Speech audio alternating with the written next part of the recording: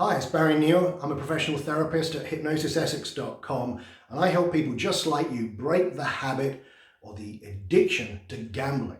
And I do that by using a variety of different psychological techniques to really get the person, help someone change their mindset, literally change the way they think so that gambling is just not important to them anymore, and certainly other things are.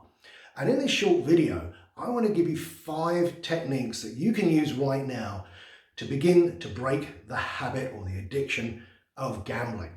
And the number one thing that you need to do is to come up with many reasons as to why you must stop. Now, I know that kind of sounds obvious and most people kind of think about that, but you really need to fully associate to this because there's an old thing, if you give someone a big enough why, they can do anything. And so what we need to do, what you need to do, is to get yourself fully associated to why you must break this habit, and also what's going to happen if you don't. And so one of the things I want you to consider is, why have you got to break this habit? What are some of the reasons? Is it because you want to spend more time with your kids? Is it because you need to get out of debt? Is it because you want to save your marriage? And what I want you to do is I want you to grab yourself a piece of paper and write down on this piece of paper, okay, so imagine it's a year from now and you never did anything about your gambling. Where's your life now?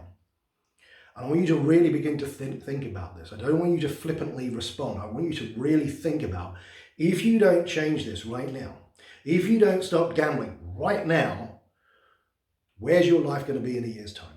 And I want you to write down, okay, so it's like a year from now and X, Y, Z is happening. I'm this much more in debt, or my relationship has broken down. I've alienated my kids. I've spent my kids' inheritance, whatever it is, write that down. And I want you to fully associate to this and really feel the pain of being a year from now, not having made this change. Once you've done that, I want you to go out 5 years in the future. And where will you be 5 years from now if you haven't changed this? And again, write down where you're going to be. Really think about where your life will be. And I want you to fully associate to the pain of that. Now, I know that sounds a little bit mean, but the reality is we're motivated by either pain or pleasure. And right now, you're associating pleasure to gambling. What you really need to do is to start associating massive pain to continue to gamble. So I want you to write down, where will you be for a year from now? Where will you be 5 years from now if you continue to do this? What's your life going to be like? Where are you going to be living? What sort of relationships are you going to be having, if any? And really associate to the pain, and do that for a period of time. And if you're not feeling uncomfortable when you're doing this, you're not doing it right, because you want to start associating pain to the thought of gambling. Having said that, then we need to change it round. And okay, so let's say you do stop gambling right now, here today. Where will your life be in a year from now, having stopped gambling? How much better will your life have improved? How much more time will you be spending with your kids? How much more money will you have? How better will your relationships be? And really begin to associate that. So a year from now, and then 5 years from now, and begin to notice. And this is kind of like, the push and pull technique. As I say, we're either motivated by pain or pleasure. And what we want you to do, what you need to do, is to fully associate to the pain of continuing to gamble, and associate to the the pleasure of stopping gambling. And if you do this, and you do this methodically, and you actually feel the pain, feel the pleasure, your brain will quickly start making the decision, which way do I want to feel? And so this is step 1. Find out the reasons why you want to stop. Think about what's going to happen in a year from now or 5 years from now if you don't stop. Think about where your life is going to be a year from now or 5 years from now when you do stop, and really associate to the pain and pleasure of that. So that's step 1. Step 2, you need to interrupt the pattern of gambling. Neurologically, when we have these, whatever the behavior is, there is a neurological strategy that kind of plays out. And one way of thinking about it is that when you get on a pattern of thought, like a gambling thought, it's kind of like you build a set of train tracks in your brain. And just like train tracks, once you're on those rails, you don't get off. What we want to do is to start interrupting that pattern and sending you off somewhere else. So you interrupt the pattern, go somewhere else. How do you do that? Well, you can do anything. If the moment you think, right, I've got to have a gamble, do anything different. Radically move your body. Go for a run, go for a walk, have a cold shower. Break the pattern. You have to break the pattern. Wait at least 15 minutes. Break the pattern, and what will happen is neurologically, you'll start to change how your brain is wired. So this is step 2. Interrupt that pattern and consistently interrupt it. And if you've gone 15 minutes and the thought or the urge hasn't gone, do another 15 minutes. Interrupt that pattern. Make a bigger movement. Go running, go jogging, cold shower, anything. Stick your head in a bucket of ice cold water. Change that pattern. And if you do that consistently, what will happen is you'll start rewiring your brain so it won't go down those same train tracks. Now, number 3, and this is something I insist on when people come to see me either in my office or on Zoom. One of the things I always insist on is that they have to get a friend or an associate that they can call on who, when they're struggling, they can phone them up or they can go around their house and say, look, I'm really struggling, you need to help me here. And that person will be there for you. Now, this is not the therapist. I don't do this with my clients. You have to find a friend, you have to find a family member or a colleague who, doesn't matter what time of the day or night, if you've got a problem, you can ring them and they can talk you round. They may even take your money off you or whatever. They do whatever it takes.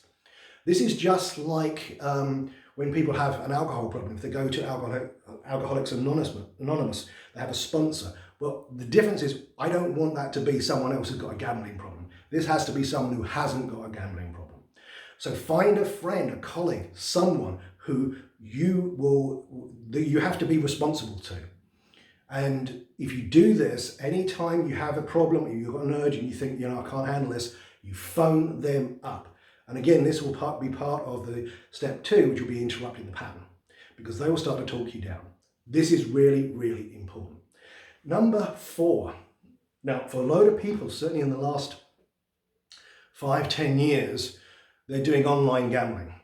And what I highly recommend that you do, and certainly if you come to see me as a client, either on Zoom or one-on-one in my office, is I'm going to make you change your phone, because smartphones make it too easy.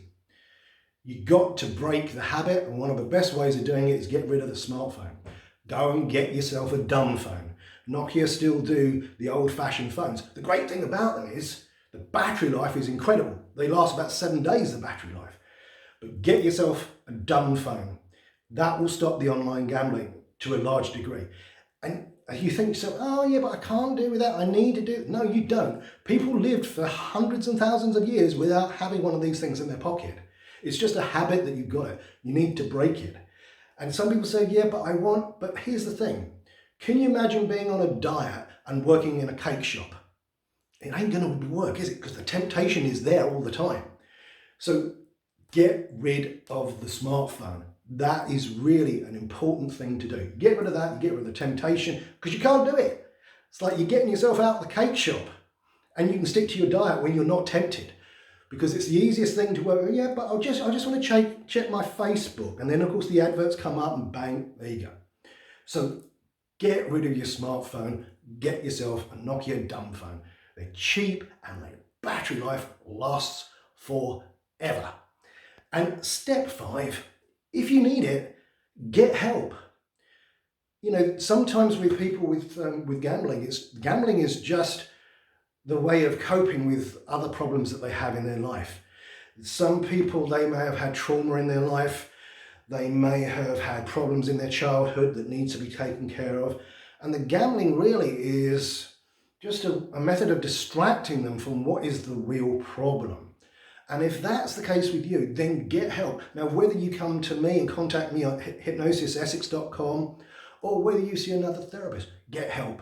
Because when you take that away, when you deal with those problems, life becomes so much easier. And then you just don't need to gamble because what was driving you to distract yourself isn't there anymore. So 5 steps. Find out your reasons why you want to stop. Associate to the pain and associate to the pleasure of stopping. Interrupt the pattern. Wait at least 15 minutes. Call someone. Have a friend that you can call at any time that will help you and support you and that you're accountable to.